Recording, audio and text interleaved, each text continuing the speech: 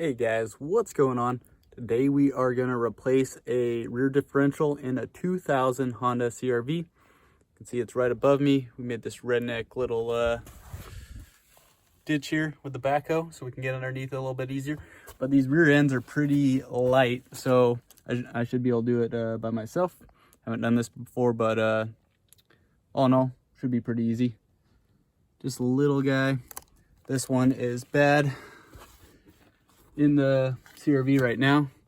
So what we are gonna do is first you spin it around here. I'm gonna spin the camera around. Okay, so we are first gonna drain the oil. We're gonna take apart or drain the slower bolt right here.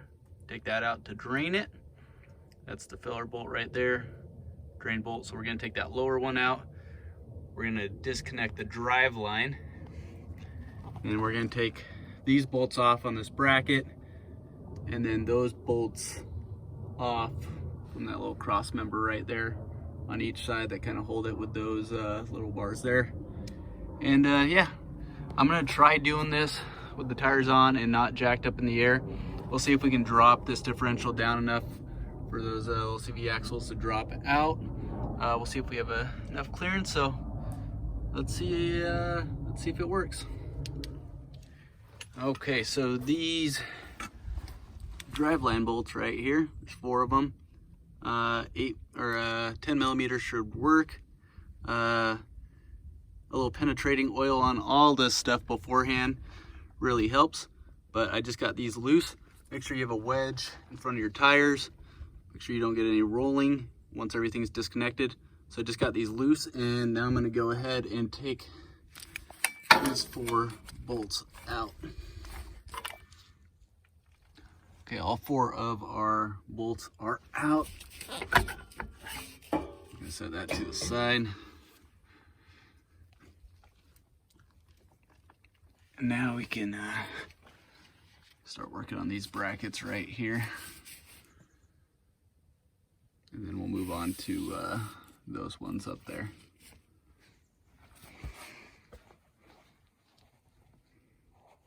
Just douse these with a little more penetrating oil, and these lower 2, so this guy right there and then the one below it right there, those are going to be 17 millimeter, just like your drain plug's going to be.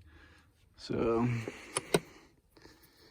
and you might need breaker bar because they could be a little tight initially. You probably want something on the other side to hold it. So we're gonna grab we're actually going to use this breaker bar initially just to get them loose, because they're going to be a little tight.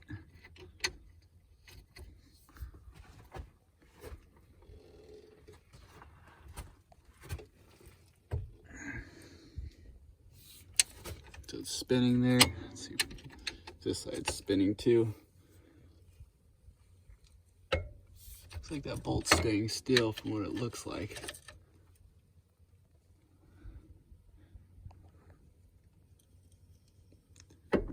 Normally it'll probably start spinning, so see if we can get that lower one loose too before we take them all out. One's a little tighter. And there it goes.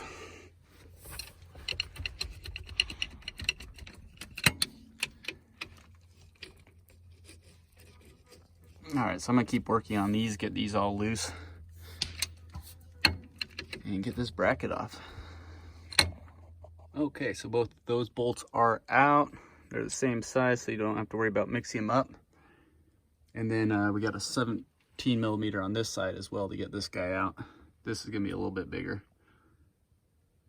And those are welded on, it looks like, so you don't actually have to worry about getting a wrench on that side because they're stuck in place. That's kind of nice. All right, we're gonna work on getting this one out, and then those top bolts up there. And then we'll put this new link on our new differential, which it looks like there's just 2 bolts right above there. So let's get to work, get on this bolt, and then should be good to lower it down after you get those ones off. And since those two are out, we're gonna actually try leaving this one now, because I think this will clear our differential coming out. And we could just slide some bolts in on our new one when we put it up in there. So we'll give that a try, see if it works. Okay, so down to our last bolts. These are gonna be 14 millimeter. And I just loosened them. Actually used a really long extension, just so I can get a lot of leverage on it. And I'm gonna get both of them loose before I take one all the way out, just so I know the other one comes out nice and easy. And then from there, I'm gonna wanna lower it all down with just me. We'll see how heavy it is. Of course, holding this other one's not too bad, so I'm gonna get the one loose, get the other loose, and then slowly get one all the way out, and then just slowly lower it down. And we'll see if that bracket is in our way or not. Keep turning this.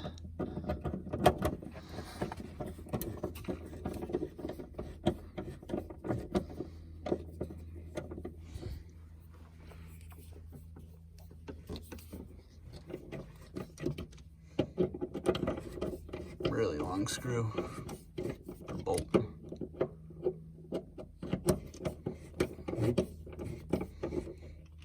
And before I drop that last bolt anymore, I just pop this one out a little bit. So you just gotta get right in that groove on the bottom using this big pry bar. So right in that little groove, whoa, where are we at? Right in there.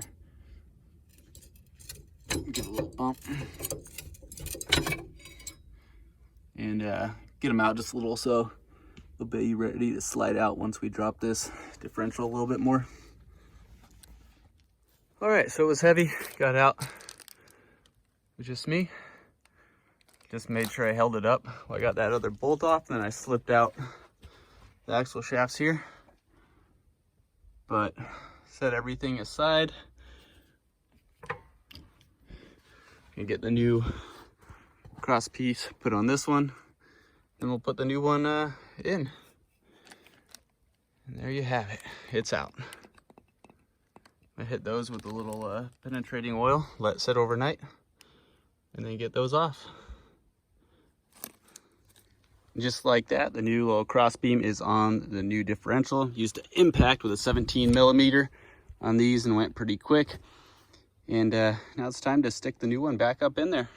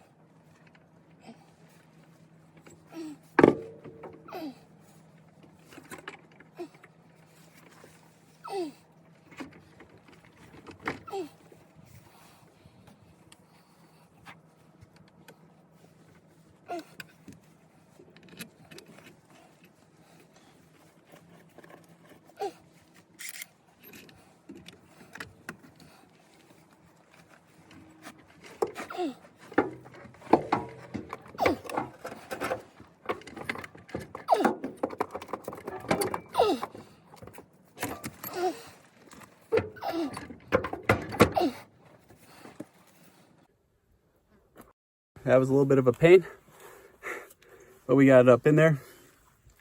We're gonna finish tightening those bolts up top on each side.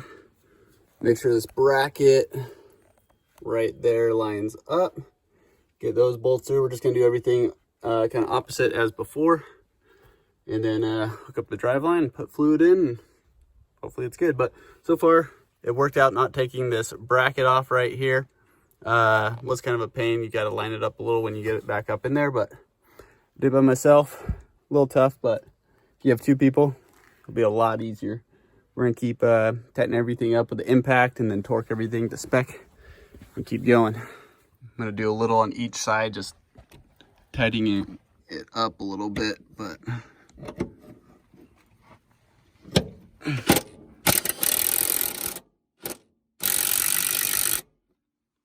little on each side.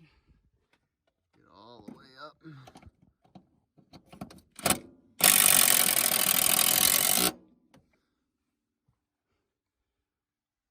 More. See, we're almost lined up there. Squeeze those bolts through. 14s up top are cinched down pretty good, so we just got these 2 bolts in. There's a lot of movement in this bracket, so you can just kind of move it until the bolts line up. Now we got our 17. We're gonna tighten those up a little bit. I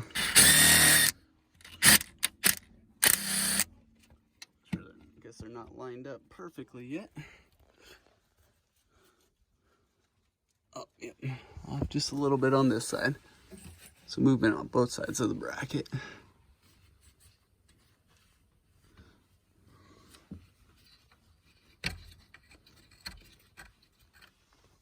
Okay, and then on getting these axle shafts in, like before, how we pried that off, like on this side, you can see we have more of a gap. And what you can do is, of course, you can take the tire off, get to the axle nut, loosen it, and tap on it so it comes in. But what I've done in the past is hook some vice grips to it and put some pressure on it and hit a rubber mallet against your vice grips, and it should close the gap and make sure it's all the way in. It's up to you on what way you guys do it, but it's worked for me in the past and a little easier. But sometimes it won't do it, so you have to take the tire off and hit it directly on the shaft. But now we're gonna do the other side. All right, so we got everything tightened down, ready to go. And remember, put some Loctite on everything before you really cinch it down. We put our dual pump fluid 2 into our top one. This is the drain bolt again. Top, open that, I believe 14 millimeter, and pumped in our dual pump fluid 2 with a little Harbor Freight pump until it was overflowing from the top bolt, and then we closed it up. We got our 10 millimeter driveline bolts all cinched down, and we should be ready for some testing, see if everything worked. All right, guys, thanks for watching. Make sure you smash the like button on this video, subscribe to the channel, and I'll keep bringing you guys some more redneck videos. All right, thanks guys for watching.